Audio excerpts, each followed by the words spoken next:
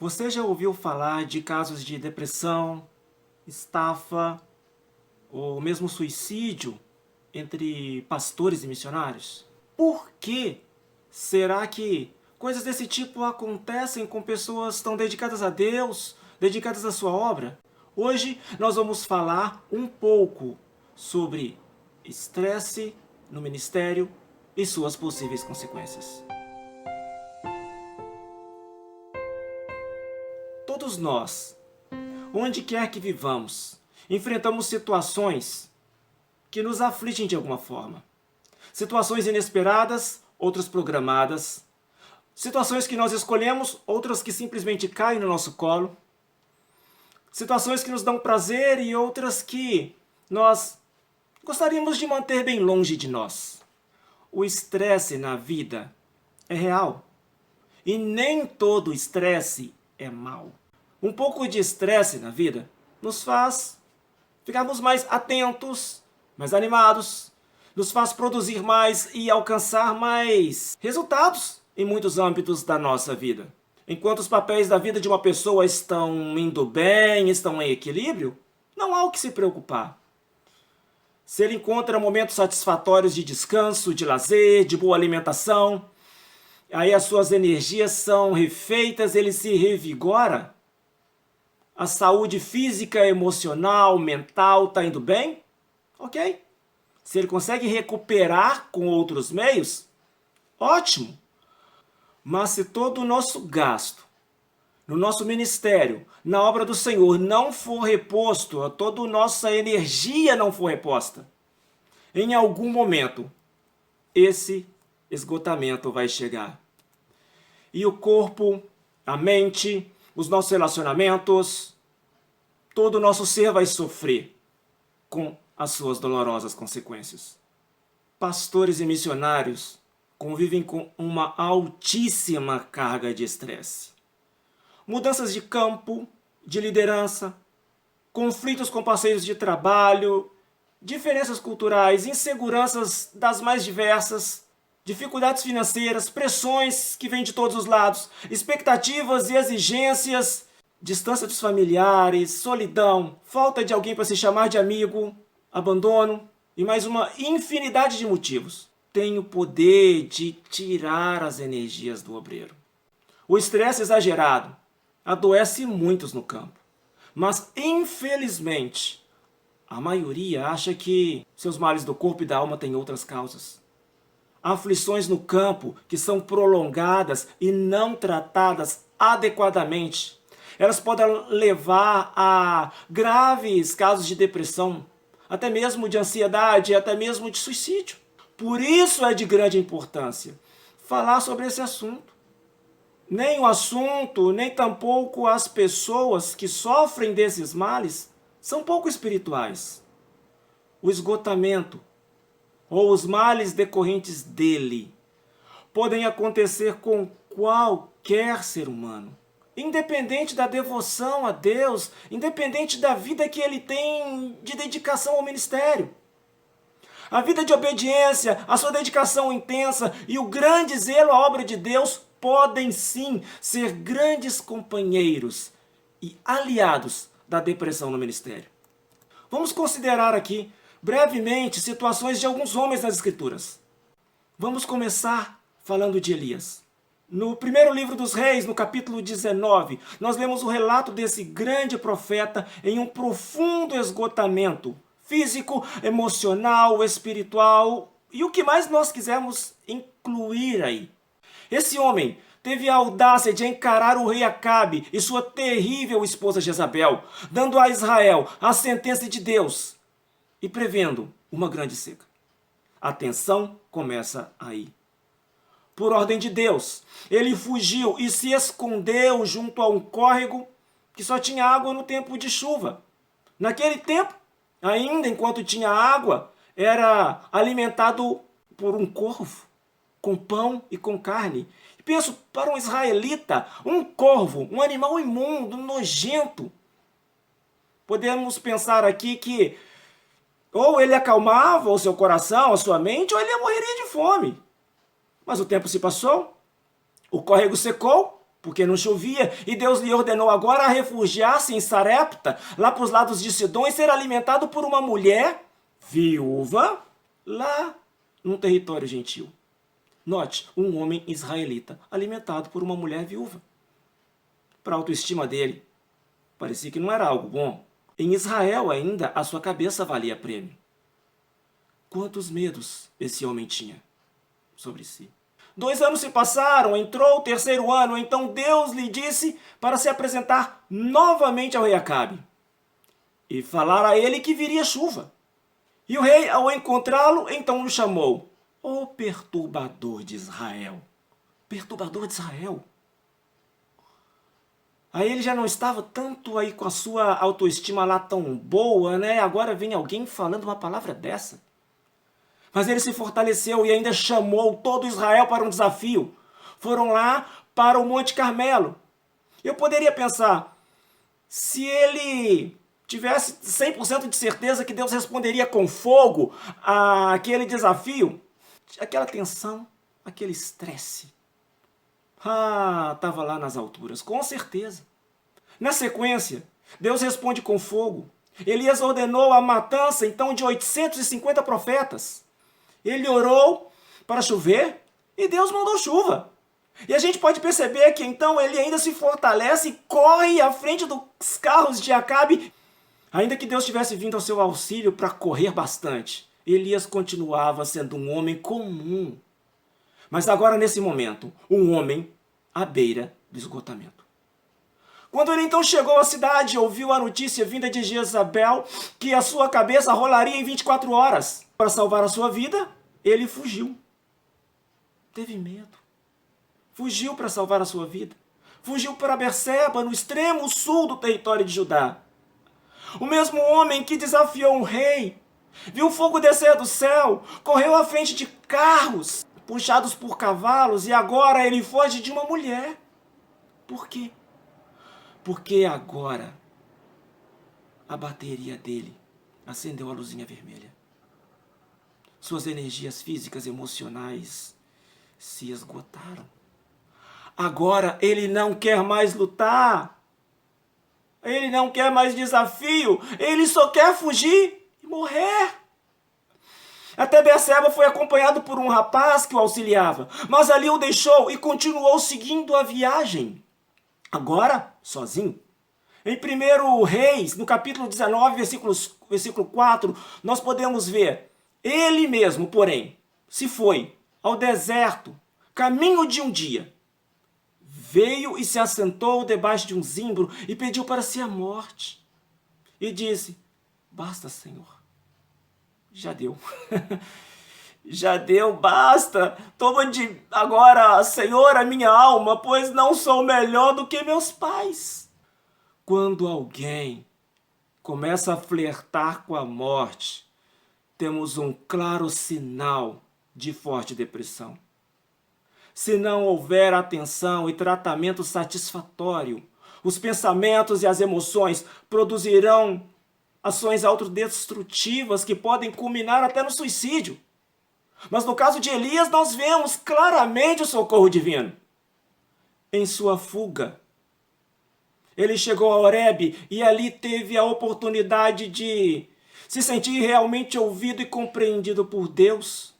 Ali ele entendeu que não estava sozinho. E em sua dor, apresentando ali diante de Deus, não recebeu de Deus repreensões, mas simplesmente Deus mostrou-se disposto a ouvi-lo, a ouvir os desabafos de Elias. E Deus então acalmou-lhe o coração. A partir dali, o ministério de Elias ganhou nova configuração. Não teve mais tanta adrenalina. Das 3 tarefas que ele recebeu, apenas uma ele realizou diretamente, que foi ungir um parceiro para dar apoio e continuidade ao seu ministério. Elias não é o único caso apresentado nas Escrituras. O profeta Jeremias também, uma vez se queixando, amaldiçoou o dia do seu nascimento, desejando que o útero de sua mãe fosse a sua sepultura. Tal desabafo não era sem sentido. Ele não suportava mais trabalho inútil. Ele não suportava mais tanta tristeza, tanta vergonha em sua vida e ministério. E ainda há outro que nos entende muito bem. Jesus Cristo, no Getsêmani, em algum momento disse assim: a minha alma está profundamente triste até a morte. Jesus Cristo, homem de dores, sabe o que é padecer, sabe o que é ansiedade, sabe o que é o temor da morte. Nós não estamos sozinhos. O ministério traz dores e aflições, mas nós não estamos sozinhos. Ainda que nosso ministério se resuma talvez em ter que matar um leão a cada dia, ou talvez mesmo até que conviver com as cobras. Assim como Deus proveu socorro a Elias, a Jeremias e a tantos outros, Ele provê socorro para nós hoje. E como Ele pode prover esse socorro? Primeiramente, precisamos nos abrir para conversar sobre esse assunto. Conversar sobre depressão e sobre ansiedade no ministério pastoral e missionário. Estamos diante de um tabu. As pessoas se sentem desconfortáveis para falar sobre isso. É difícil falar, é melhor ignorar, melhor deixar para depois. Melhor do que enfrentar. Nós precisamos quebrar esse tabu. Precisamos também quebrar o mito de que depressão é coisa do diabo, que só acontece com quem está longe de Deus, ou como consequência de pecados cometidos no passado. Não existe prova bíblica para falar isso. É preciso também quebrar a resistência de algumas pessoas a receber terapia, tratamento psicológico ou psiquiátrico, e caso necessário, até medicação. Deus pode nos socorrer até mesmo por meio de tais profissionais. Depressão é uma doença com causas e estágios diferentes. Entre as possíveis causas, nós temos estresse prolongado e intenso, traumas sofridos, disfunções hormonais, doenças crônicas, efeitos de medicamentos em pesados tratamentos de saúde, falta de alguns nutrientes no corpo e aí segue. São muitas outras causas.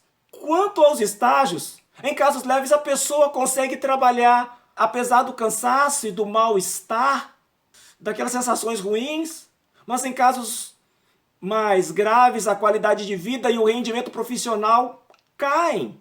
O sofrimento aumenta, a vida e os relacionamentos vão ficando cada vez mais restritos, podendo inclusive levar ao suicídio. O burnout ou esgotamento não acontece da noite para o dia. Toma tempo. O estresse prolongado e não tratado adequadamente nos induz a queimar as nossas fontes de energia até o ponto que não conseguimos mais repor naturalmente. Na primeira fase, o corpo nos dá avisos, algumas dores estranhas no corpo ou na cabeça, perda ou ganho de peso, distúrbios do sono, irritabilidade, problemas digestivos ou cardiovasculares, manchas ou aspectos estranhos na pele, entre tantos outros sinais. Mas daí procuramos remediar. Tomamos uns comprimidos, procuramos um médico para saber se está tudo bem, fazemos alguns exames e continuamos a vida no mesmo ritmo. Tudo parece se normalizar, tudo sob controle. Essa é a segunda fase. É a fase da resistência. Acreditamos que tudo está bem conosco. Até que um dia, de uma hora para outra, lá nos damos conta de que muito da nossa vida já se arrebentou. Não temos mais energia para nada. A saúde física está comprometida, desenvolvemos maus hábitos ou vícios. Os relacionamentos próximos, com esposa, filhos ou com amigos, já estão arrebentados. Uma simples tarefa corriqueira já se torna difícil demais. Começamos a evitar estar com as pessoas e talvez até mesmo a pensar que a vida já não faz mais sentido algum. O que fazer então? Se eu percebo em mim alguns desses sinais ou sintomas, a situação me descreve de uma forma mais ampla ou não? Primeiramente, é importante lembrar que notícias tristes ou frustrações comuns do dia a dia podem nos deixar para baixo. Isso acontece. Conversas abertas ou desabafos num ambiente seguro, sem julgamentos, é também de grande importância. Alivia a dor, alivia o estresse e a tensão, nos ajuda a recarregar nossas energias emocionais. Hobbies, um sono, alimentação adequada e atividades físicas também são ótimas fontes de recarga das nossas baterias. Mas se a fraqueza chegou, junto com a apatia, medo, insegurança, desprazer em atividades antes prazerosas, culpa desproporcional, dificuldade de concentração, desânimo geral com a vida, vários desses sintomas, persistente, continuando por semanas, aí já é hora de procurar um profissional. É hora de procurar uma ajuda especializada. Talvez uma terapia, uma psicoterapia, se necessário a administração de algum tipo de medicamento. Isso não é estar fora da vontade de Deus. Veja isso como cuidado de Deus para a sua vida. Deus também nos dá tanto profissionais quanto medicação como cuidado dele para nós. Eu que passei por um tempo de burnout, estafa, alguns anos atrás, muito do que eu disse aqui foi real na minha vida. Eu tive um ótimo acompanhamento por um psicoterapeuta, me ajudou muito. Naquele tempo eu fui acometido por uma coisa chamada fadiga adrenal. É uma disfunção das glândulas suprarrenais, que é uma forma de o corpo reagir a estresse contínuo e prolongado. Eu precisei tomar alguns medicamentos e alguns complementos alimentares, mas o melhor tratamento que eu tive foi, e ainda será, a construção de novos hábitos de alimentação, de descanso e de estilo de vida. O desafio é conseguir enxergar a situação em qual se está, repensar as nossas próprias crenças e valores, entender e aceitar as nossas próprias fragilidades e as nossas limitações, e então realinhar a nossa vida, os nossos hábitos, as nossas escolhas, com base em novos conceitos que a gente desenvolve. Se a gente não mudar a nossa forma de pensar, nós vamos continuar vivendo num ciclo vicioso. Se não passarmos por um processo como esse de realinhamento, as frustrações e desilusões vão vir de tempos em tempos, do mesmo jeito, e o ciclo vai só seguindo. Só chegamos a situações críticas quando nós não adequamos os nossos conceitos à nossa realidade de vida. E para se chegar a um esgotamento, em algum momento houve algum desequilíbrio na nossa vida que não foi percebido. Como reflexão sobre isso, eu recomendo o assunto pizza da vida. Eu fiz um outro vídeo que eu vou deixar o link no final desse aqui. Outra causa que pode nos conduzir ao esgotamento é nos sentirmos responsáveis demais. A gente se dá, assume responsabilidades que não são nossas, quando a gente vê as nossas forças se foram. A gente já se perdeu aí no próprio chamado de Deus para nós. E nesse assunto tem outro vídeo meu chamado hiperresponsabilidade, que também vai ficar no final desse vídeo como link. E ainda, sobre refazer a vida após um burnout, eu recomendo a leitura desse livro, Andando com o Tanque Vazio, de Wayne Cordeiro. Esse livro me ajudou muito também, no momento de realinhar a minha vida. Por fim, nós retornamos às Escrituras e vemos claramente na Bíblia que o esgotamento, a depressão ou a vontade de morrer não acontece necessariamente porque as pessoas estão em pecado. Elias é um grande exemplo disso. Outra realidade, a recuperação de uma pessoa que chegou ao burnout pode durar meses, pode durar anos, ou talvez por sua vida inteira ele nunca vai se recuperar inteiramente. Os passos serão mais lentos, as tarefas serão mais selecionadas, a vida será mais restrita. Quanto à história de Elias, nós vemos um grande exemplo de um Deus que não rejeita o homem. Muito antes, pelo contrário, Deus o acolhe, Deus o refaz, e Deus o honra. Que cada um de vocês lute para não desfalecer no ministério. Mas se desfalecer, lembre-se, nós temos um Deus que nos acolhe, que nos refaz e que nos honrará. Grande abraço. Que Deus nos abençoe.